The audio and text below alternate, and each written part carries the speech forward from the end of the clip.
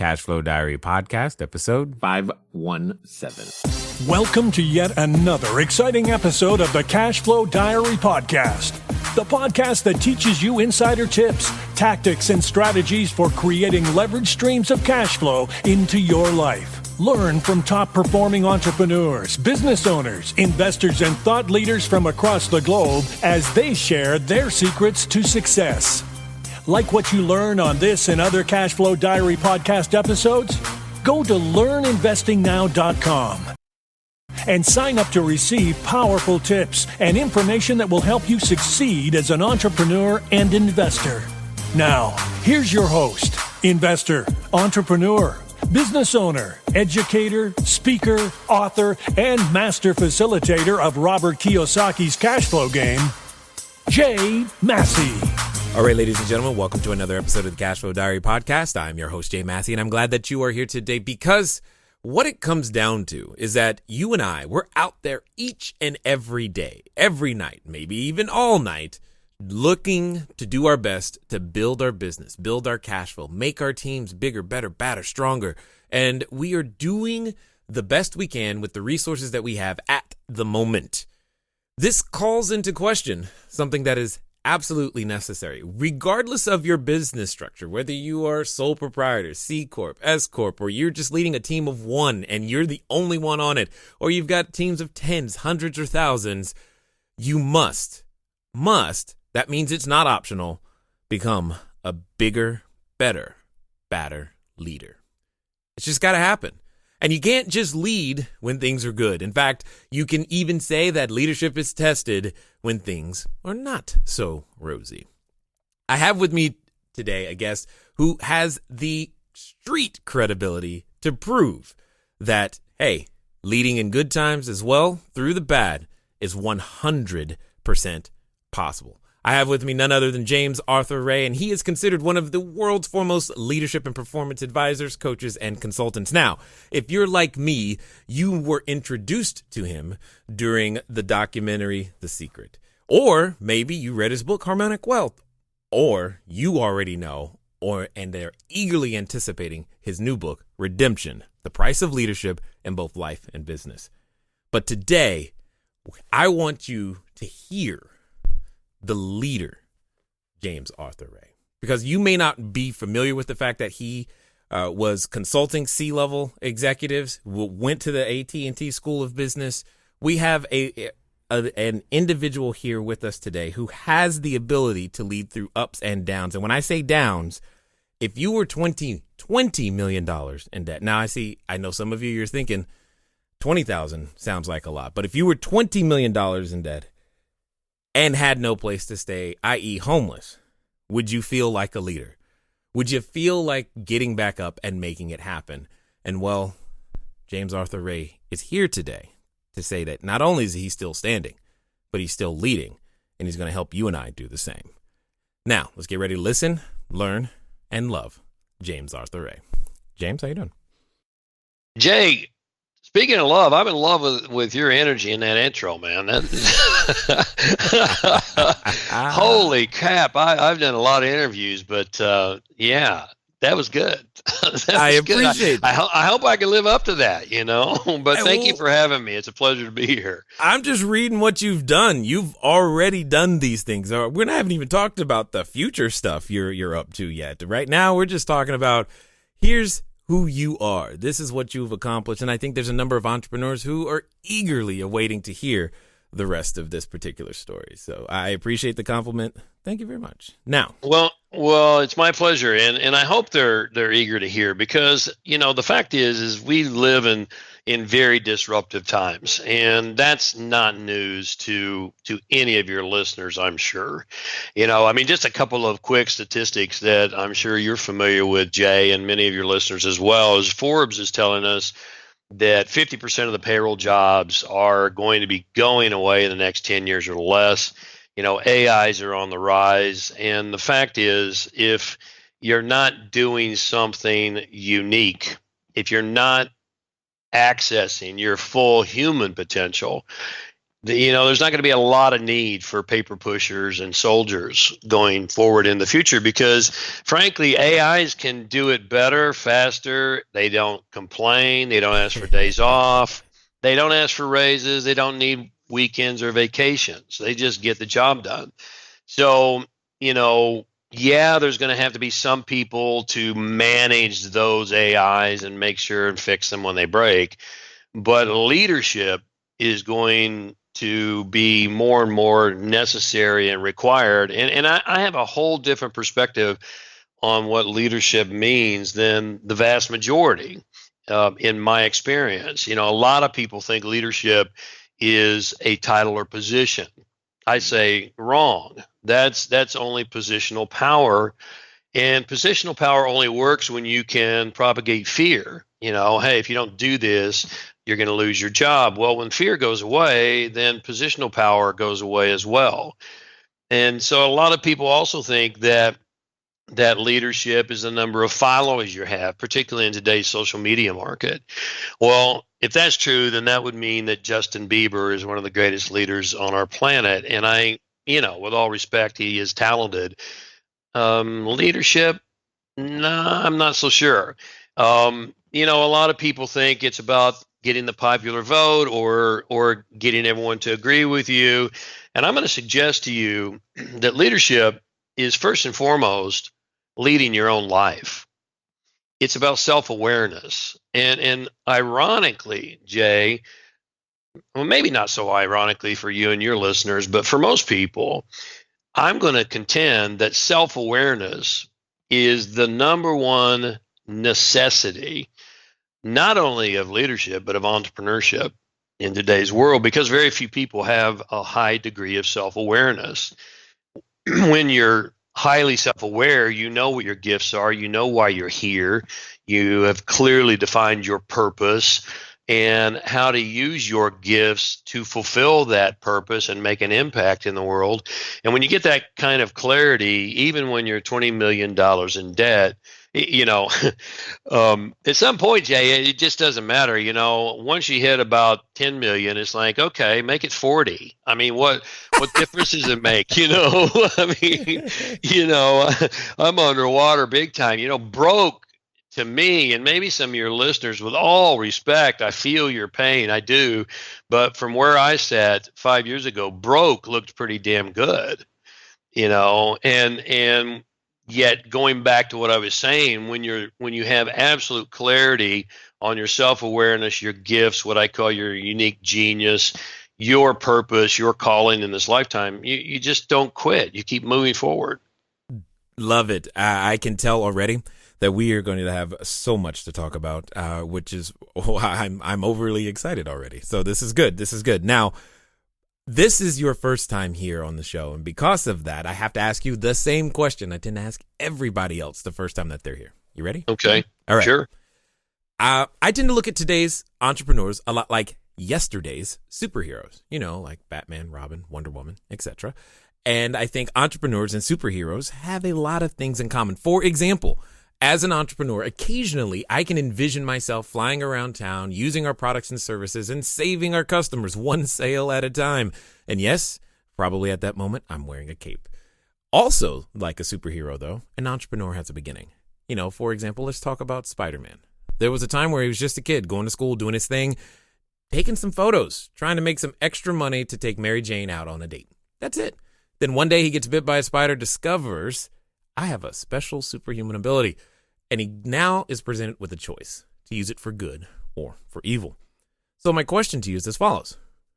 Before everything that you've done at, consulting with C-level executives, before being on the Inc. 500, before, Harmonic Wealth, before Redemption, before your books, before all of your experiences in business, before, Larry King, Piers Morgan, Today Show, all that stuff that people know you for today, what we want to know is, who is James Arthur Ray? Well, it's an interesting question, and you and I are cut from the same cloth because I've been on record many times stating that I am the dark knight of leadership and performance. So I'll let that hang out there for a minute. I was not Bruce Wayne, though. Unfortunately, I didn't grow up with any silver spoon or loads of money or mansion. But I was that introverted, skinny, scrawny, buck-toothed, thick glasses kid who got bullied in school all the time. And I was so shy and so insecure that I went off on this search. My father was a Protestant minister, and I grew up in Tulsa, Oklahoma, right down the street from Oral Roberts University, right in the middle of the buckle of the Bible Belt, right? Yeah. And so, I had this very dynamic father, and he was a rock and roll kind of preacher, very, very dynamic speaker, very magnetic. And I was this shy, introverted, never good enough kid. And so it was tough for me. And so at about 18 years of age, in the household of a Protestant minister down the street from Oral Roberts University in the buckle of the Bible Belt, I picked up a Buddhist Bible, which kind of tells you that I was strange. And but I wasn't getting trying to figure out how answer. you even found one. Yeah, right. That's a good point. But nonetheless, I did, and so I just wasn't getting the answers that I was asking continuously because I was very inquisitive. And so I thought I'd go off and search and figure some things out. And I thought if I could figure out how this universe works, that maybe I could ease my own suffering and my own pain. And so that sent me on this hunger and quest to understand how things work from the time I was literally 18 years of age. And I've studied everything from, I was a consultant for AT&T School of Business, as you mentioned. So I've studied business. I've had business mentors. I was great in sales for AT&T for a number of years. I studied behavioral sciences in school to figure out how people's minds work. But I also have studied philosophy, psychology, biology, even quantum physics, and all the spiritual traditions on the planet. Pretty much, I've been exposed to as well. And so I started to look at how to synthesize and find the common thread through all of these things that seem so diverse, and how to apply them in a practical way. And that inquisitive nature and that hunger for knowledge and understanding has taken me so many places, Jay. I mean, I've done a lot in business. I owe a tremendous debt of gratitude to AT&T for giving me those practical business chops, if you will. But I've also, studied with a shaman in the Andes Mountains. Of Peru. I hiked to the one of the highest summits called Salcantay at about 17,000 feet with him on this quest. And I've been to the Amazon and studied with the ayahuasqueros, and I've been exposed to a wide diversity of teachings. And so I'm sure you're aware, back in 2009, Fortune magazine wrote a full feature article on me, and they basically said that I had this unique ability to synthesize, practicality as well as spirituality, business and philosophy and life and all these things into a format so that we could really live. And here we come back to leadership. How are we going to lead our lives, first and foremost? And then secondarily, how are we going to lead our businesses? Because I don't believe there should be a dividing line between life and business. I take issue with this whole idea of, quote, life balance, because even the people who preach it and talk about it aren't balanced. I'm sorry. Let's face it, Robert Herjavec says, if you want to be balanced, don't start a business. And so No, hold on for one quick second. I just want to make sure everybody's on the same page, because when everybody's got possibly a different interpretation of the word balance. Can you expand? I think I know what you're saying, but can you expound upon the concept of balance as the way you're talking about it right now? Yeah, I'd love to, because, and this goes right back to my last New York Times bestseller, Harmonic Wealth. That's what I thought. Where I was like, yeah, this is Harmonic Wealth coming out right now. yeah, it is. And my objective in Harmonic Wealth, I don't think I've achieved it, but I always have these big objectives, big ideas. I want to positively impact at a minimum of 1 billion people on the planet. So my way of thinking is, if you're going to go for something, go big, or just don't even bother. And so my big objective for Harmonic Wealth was to redefine wealth. Now, if you ask 99% of the people what wealth means, they're instantly going to answer money. But the fact is, if you study the etymology or the origins of the word wealth, trace it back, it literally translates as well-being. It doesn't translate as money. And I interact and coach 6, 7, 8-figure income earners who have a lot of money, but they don't have very much well-being. In fact, the fact is, according to statistics, is that about 45% of the people in America right now, when surveyed, say they are too exhausted to perform in their daily job. And, let me give you some more. Every 40 seconds, someone in our world commits suicide, 3,000 people per day. It gets worse. For everyone who's, quote, successful, 20 attempt and they're not successful. So 115 people die every single day from opioid overdose, pain meds right now. I could go on. I mean, we're in a disruptive world, not only technologically disruptive, but psychologically. And so well-being is the objective, and then back to balance. And the reason I went to wealth, because it's harmonic wealth, I make a differentiation between harmony and balance. Yes. Let me give you an example, Jay. Yes.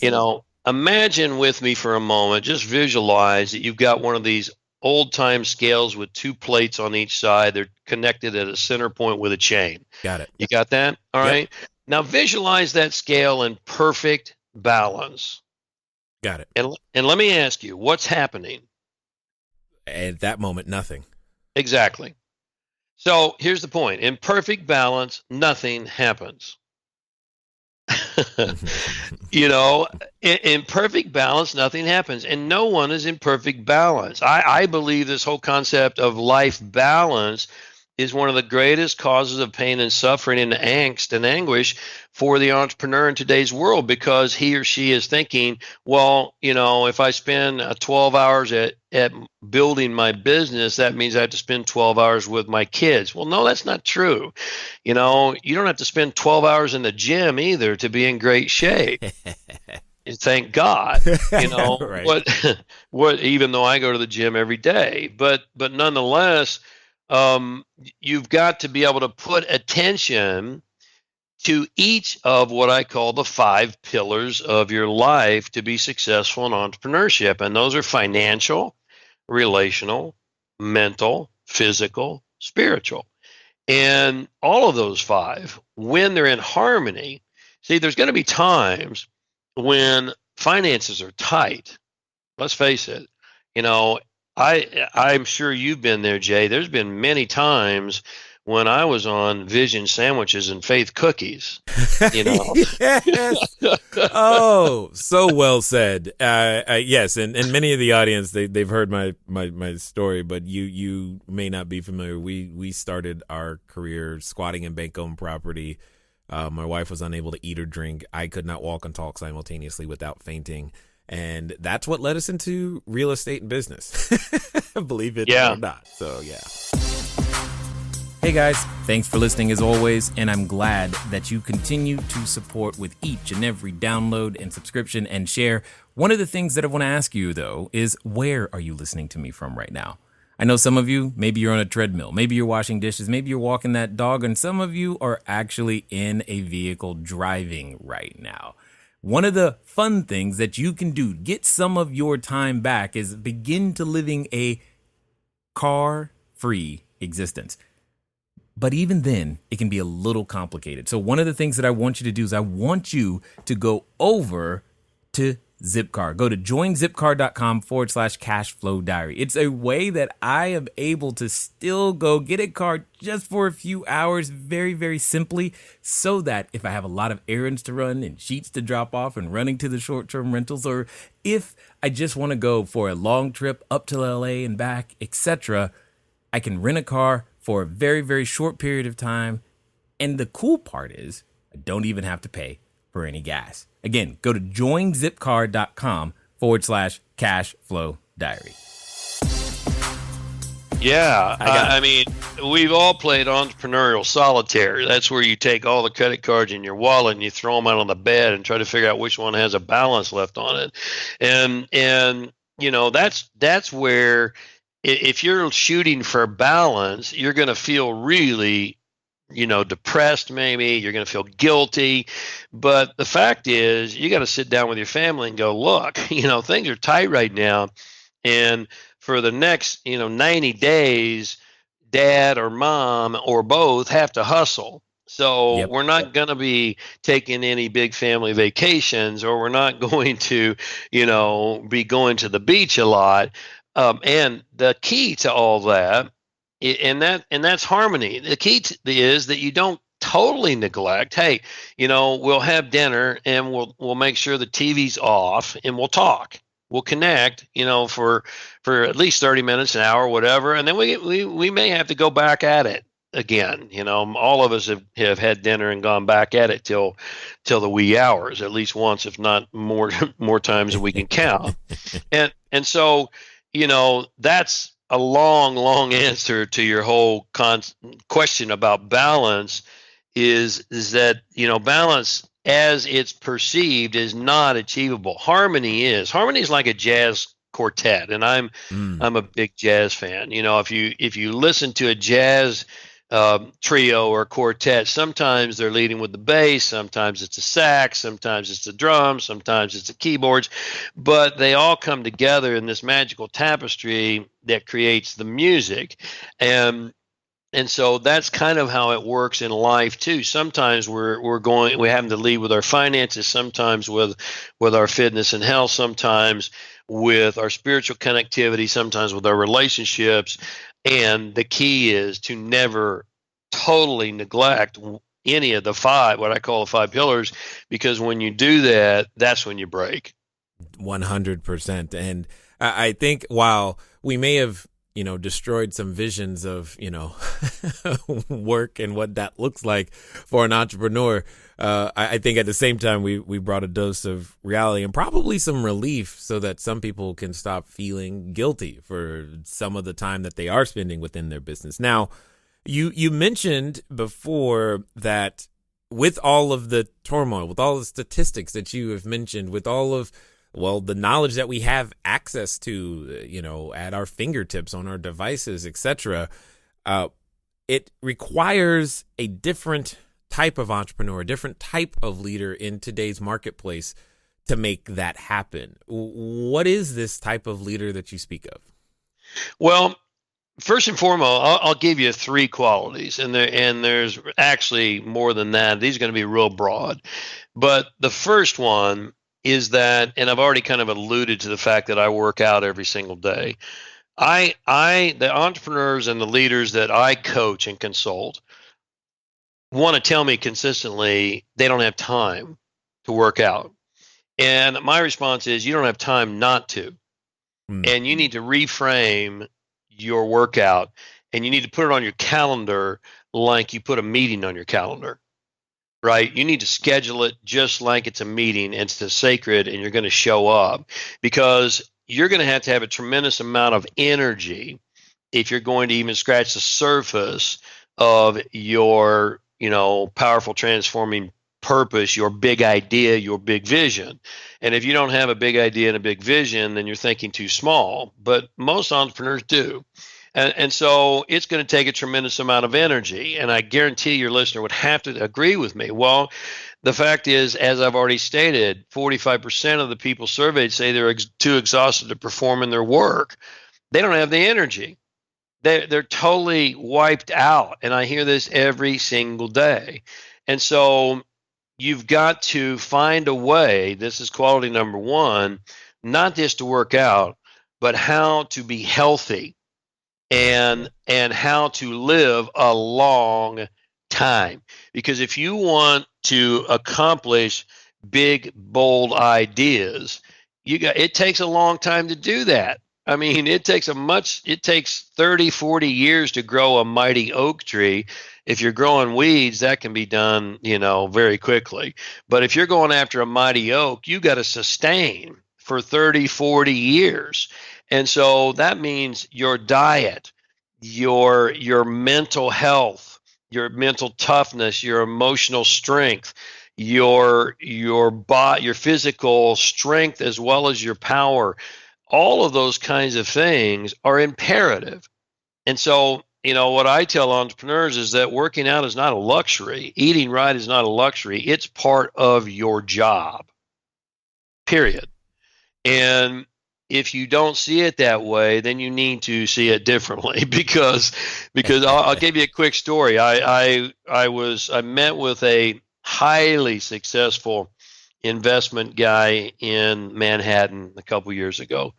And we met in this little bar in Manhattan, not my choice of first meetings, but that's where he wanted to meet at happy hour. So, okay. And we're talking, and he's obviously overweight. And we're talking about what he wants to achieve in life. And I said to him, how often do you work out? He goes, well, I don't have time to work out. I mean, I can't tell you, Jay, how many times I've heard this. I don't have time to work out. But what I do is I walk from the subway to my office every morning. I said, well, with all due respect, that's not enough. Yeah, I know, James, but I'll get to that. Well, fast forward, a year and a half later, he has a heart attack. All right. And he's knocked out. So here's, and God bless him, but here's the point, and this happens all the time. If you don't take care of yourself, life will make you take care of yourself. So now he's had a heart attack and he's out of work for 90 days or more because he wouldn't take the time to go work out and eat healthily, for an hour a day. So hopefully that makes the point, but we've got to do that. That's quality number one. In a disruptive, Mach 10 world, we as entrepreneurs and leaders of our own life and our businesses have to make time to be healthy and figure out how we can live a long, long time. I mean, modern medicine, Jay, tells us we can go to at least 125. In fact, what the latest research is telling us is that for every year you live healthfully, Jay, science is giving you the opportunity to live another year healthfully. So at some point, and you're probably aware, Google and many others are putting, millions, if not billions of dollars into immortality research and life longevity and all these things. I mean, we can 3D print. If we can't do it yet, we're pretty damn close to being able to 3D print a liver. Oh, right. And replace it. Well, it's just like your automobile. I had a 2008 Range Rover for a long time, and it was impeccable. It was beautiful, and I kept, I keep really good care of my cars, and I just, when someone would break, I just put a new part on it, and I didn't care. People say, why don't you trade that in? Because I like it, and it works, and it runs. And I said to my mechanic, I go, how long will this thing go? And he goes, as long as you keep putting new parts on it, it'll go forever. Well, he was wrong because Rover got smart and stopped selling parts for it. So, if they hadn't have done that, I would still have it. But now I had to get a newer one, and I'll do the same thing with that too. Just keep putting new parts on it. It'll go forever. And so that's number one. I'll stop there and see if you want to expand on any of that. Well, what's interesting to me is I myself and I know in my own personal experience, there was that, I don't know when it happened or whatnot, but it just suddenly, simple things. I just want to make it tangible for everyone to understand some of what you're saying. It's not that it's not possible for you. It's just that we're not thinking that way. I mean, it can be simple things like, you know what, drink more water, go to sleep. Yeah. At an appropriate time. Figure out how much sleep your body actually requires to function well, and track that, monitor that. Those are things that I do today in a more passive sense. But there was a time where it was like I have to consciously remember to do some of these things because I performed better. But living longer is kind of a good thing too. Well, and you'll perform even better when you do these things right. And a couple of things, what we now know in neurosciences is that the neural cocktails you get, also known as neurotransmitters, which I'm sure your listeners have heard of, things like dopamine and serotonin, the neural cocktail you'll get from a good weightlifting workout is worth its weight in gold. I mean, you'll come back, I have a very strict regimen that I follow. And if you study, the greatest achievers from Warren Buffett to Steve Jobs to Elon Musk, I mean, the names are endless. And artists too, like Picasso and Michael Jordan and Kobe Bryant, all these ultimate elite performers have rituals, and they have a very strict schedule that they go by. And that's how I run my life too. And so, for me, nothing interrupts my morning routine, with very few exceptions, except for your show. Okay. Because you and I are talking at 9:30 in the morning, my time, and normally I don't take any calls before 11 a.m. because I get up at 3:45 every day, and I have a very strict routine of things that I go through in the morning, and I call that my prime objective. And my prime objective is to take care of me first. And then I've got that all out of the way. And now by noon, when I get up at 3:45, you think about this, by noon, I've already been at it for almost a full work day for some people on payroll. Right. And I only need, you mentioned, hours of sleep. I only need 6 hours of sleep. I'm 6.5. That's funny. It's literally 6.5 for me. Yeah. A minute less feels like, man, I missed it. Yeah. Well, even the National Sleep Foundation can't tell us how much we need. They say, well, children and puppies need more. Well, neither one of us are children or puppies. So, their answer, and this is their job, the National Sleep Foundation, and how much sleep do we need? Well, it depends. I mean, frankly, the 8 hours a night is a socialized mindset that just came from, go back and trace where it came from. They said, all right, 24 hours in a day, we'll give you 8 hours to work and 8 hours to sleep and 8 hours to do whatever the hell else. Most people scroll through Facebook, but hey, don't be beating up on Facebook. It's how we find people to listen to the show, man. No, there's value in Facebook, but the fact is that what the research tells us is that the average individual spends 50% of his or her day in distraction right now. And they wonder, and then you sleep 33% of your life away. If you sleep 8 hours a night, you sleep 33% of your life away. And then you spend 50% of your waking hours in distraction. You wonder why most people don't even scratch their potential. And so the thing about sleep is that it's not the quantity of sleep, it's the quality of sleep. Most of us don't get good quality sleep, and there's a whole host of reasons for that too, like caffeine after 2 p.m., which has a 6-hour residual in the body. going to bed after 11 p.m. There's a cortisol spike that happens at 11 p.m., which messes up your deep sleep. Certainly alcohol in the evening. People say, I want a nightcap. Well, alcohol does not make you sleep.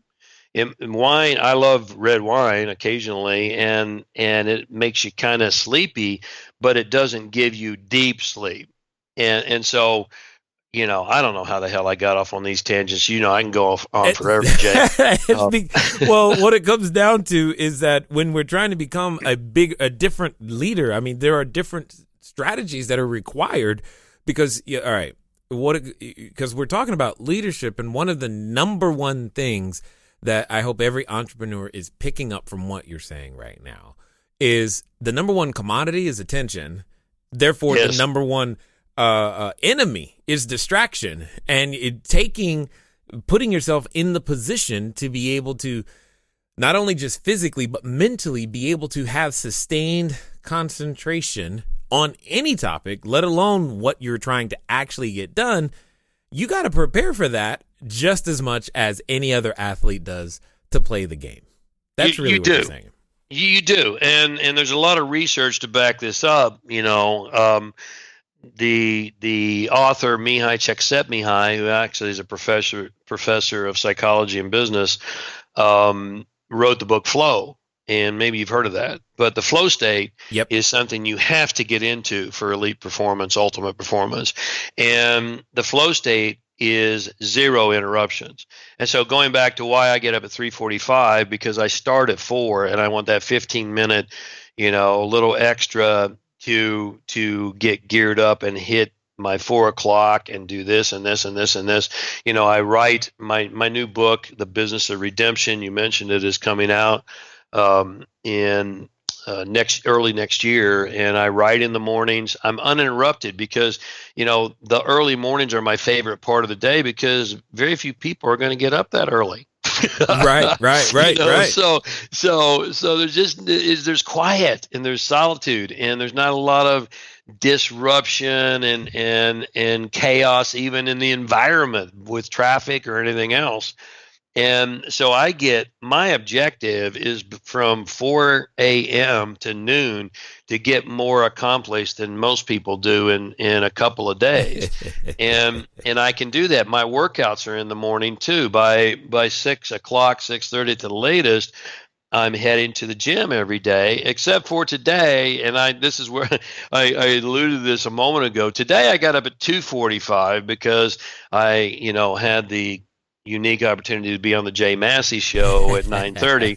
So I wanted to get all my prime objective, my meditation, my mindfulness, my yoga, my workout, all those things done. So now I'm fully attentive with you, and the rest of my day I can crank, and I'm taken care of. And I've already been to the gym, and my neuro cocktails are going nuts, and that's probably why we're firing off here in this conversation, because it will make you more creative, innovative, excitable, passionate, all those kinds of things. Well, and what I like about this is you're describing what many other guests have described, but you're doing it in a completely different fashion. And it's not me saying it again because they've heard it from me, but it's different when it comes from yet another person because it's just the way it is. Now, there is one thing, though, that I would love to hear in your words. Because when it comes to this self-awareness and self-care regimen in your morning routines and etc., there is the possibility of someone feeling either guilty and or selfish for doing these things. Shouldn't I be investing more time? I mean, that's time I should be spending in my business. If I'm going to get up that early, etc., etc., etc., shouldn't I be doing that, James? What would you say to that person? Well, I would say get over it. Yes. And no, in all seriousness, though, if you are doing things that are going to make you more efficient and effective, which all the things I'm talking about are proven to make you more efficient and effective, then it's kind of like I say to some of my clients. they're like, all right, I want to hire you as a coach, James, as a personal coach, leadership, performance, etc. How much time do I get to talk to you every month? I said, what does it matter? It's not about time, it's about results. If Oh, I if I can get you the results in 5 minutes, do you have to have 5 hours? right. And so that's what Buffett taught me years ago. He said always look at the value versus the price. And so the value of these things we're talking about is far beyond the price of the 1 hour, 2 hour, 3 hour, whatever it is you're investing. You're making an investment, and an investment gives you an ROI. I mean, let's talk entrepreneurial language here. When you're making an investment, you get a return. Yep. You're not spending your time. Nope. Expenditures, time's gone. You spend your time, it's gone. And that's what amateurs do. They scroll through Facebook all day long, or they just surf the internet, or they daydream, or they don't do anything that's productive. And so what leaders and professionals do is they invest their time, their energy, their money. And so that's would be the reframe that I'd encourage your listeners to think about is, okay, if I can get 4 hours of productivity out of taking an hour and a half for me, then isn't that a good ROI? And I'm laughing internally, partially because there's a coach I hired last year to assist me. I've been recently because of my son. I went and got tested for ADHD, and it turns out I'm autistic too. So learning to adapt those things. But when I hired him, he was like, okay, cool. He was really focused on the amount of time. But when we've had, it was in our first couple of sessions where it was something he said that was within the first 15 minutes of the call. And I was like, you know what? I got it. I'm good. And he's like, what do you mean? I'm like, I'm done. We don't need to talk anymore today. He did not. So now he's used to it, but he was like, but you have 45 minutes left. I'm like, I don't need them. I got what I need for now. I'm going to go do that. I'll be back, and it's been funny, but that's the way that I operate, to the point to where I go through these exercises in some of our workshops to help people measure their income on a per minute basis. Because when you get it down to a per minute basis, you're thinking about everything you do completely differently. And man, I hate that we have something of a time limit today, because I want to keep talking to you right now. But I know that there's a number of people who have listened this far and they want to find out more. And so what's going to be the best way for them to catch up with you, after this? Well, the best way is my website, which is just James Ray. We dropped the Arthur for the website. It's just JamesRay.com. And, we've got a whole host of opportunities there. We have a free coaching session that we offer. We have a free downloadable ebook that I've written called How to Conquer versus Quit, alluding to that goes through a lot of the things we talked to today with self-awareness and the fact that I was completely hit by a tsunami in 2009, and how did I get through it? And I talk about the qualities of doing that, and that's free on the site. There's a lot of things there if they want to poke around. And then, of course, I'm all over social media, official James Arthur Ray on Facebook, and I'm not anti-Facebook. I'm anti-wasting of time, by the way. I just want to go on record because it is a valuable tool used correctly. On Twitter, it's James at James A. Ray. I'm on Instagram, James Arthur Ray. So, yeah, I mean, the website would be the greatest place to go, and you can look at some of the upcoming events that we have scheduled for this year, where you could come and experience some of these things live. And I'd love to be able to help and support anyone. Got it. Now, as we wind down, I have a final question for you, because I'm kind of curious to hear your answer. So there's a person or two who's listening who they started this particular episode in one place, but now they're finishing in another. They're at reaching what I like to call that precipice of a decision. They're going, you know what? I'm going to do this thing. I can make my business happen. I can set time. You're telling me I got to set time for myself? That's what I've got to do to transform and become something different, bigger, better, better for my business. I can do this. I can make this happen. Now, you know, like I know, James, that when we reach these points, we often have a companion, and that companion comes in the form of a voice, and it's a voice that reminds us of how it didn't work last time and why it won't work this time. And who are you to think you're going to do what for who? Man, you just better go right back to sleep. It's too early to get up that early. Don't even bother. Now, some people, they're also related to that voice. So my question to you is as follows. Let's pretend that this time it's going to be different. They're going to follow through. They're going to do exactly what you say. And they're going to do so in the next 24 to 48 hours. What would you suggest that they do?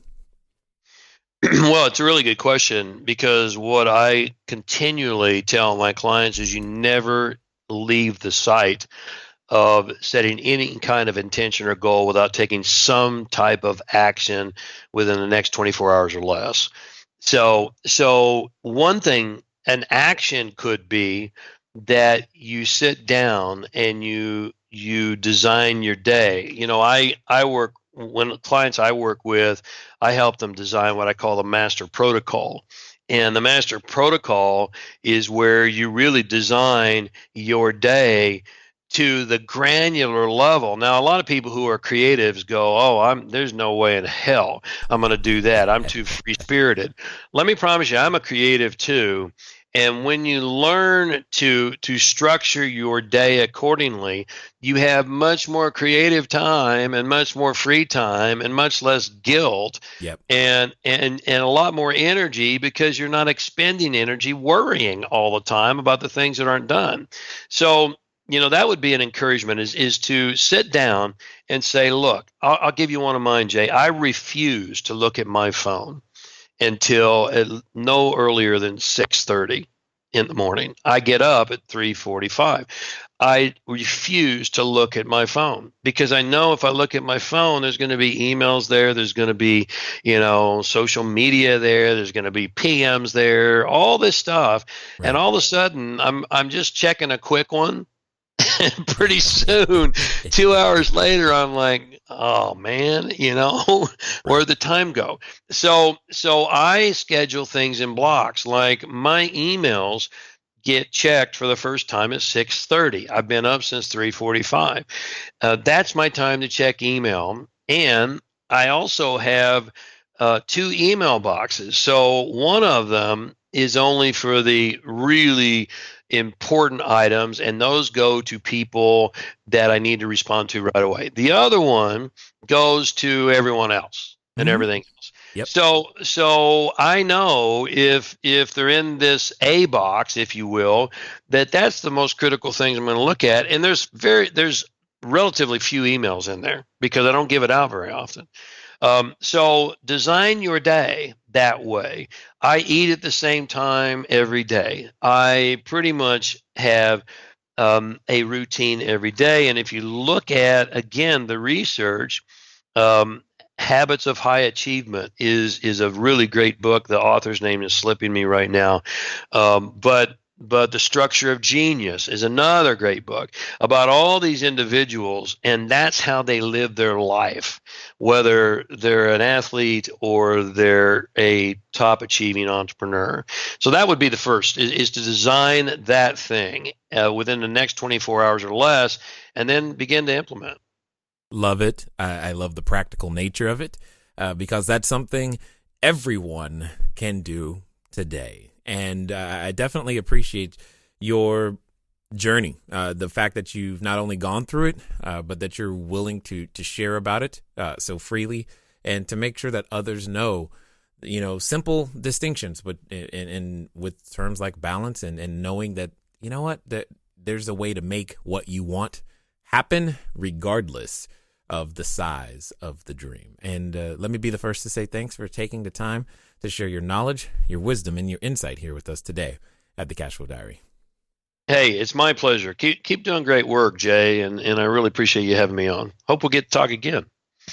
All right, ladies and gentlemen, you know what time it is. It's time for you to move at the speed of instruction. What does that mean? That means get over to jamesray.com, because you know, like I know, that you heard a lot today that you're like, man, that was on my I should do that list. And now it's time to move it to the done list. Okay, get it done. When? Now. Why? Because you only have now a clock and you know this.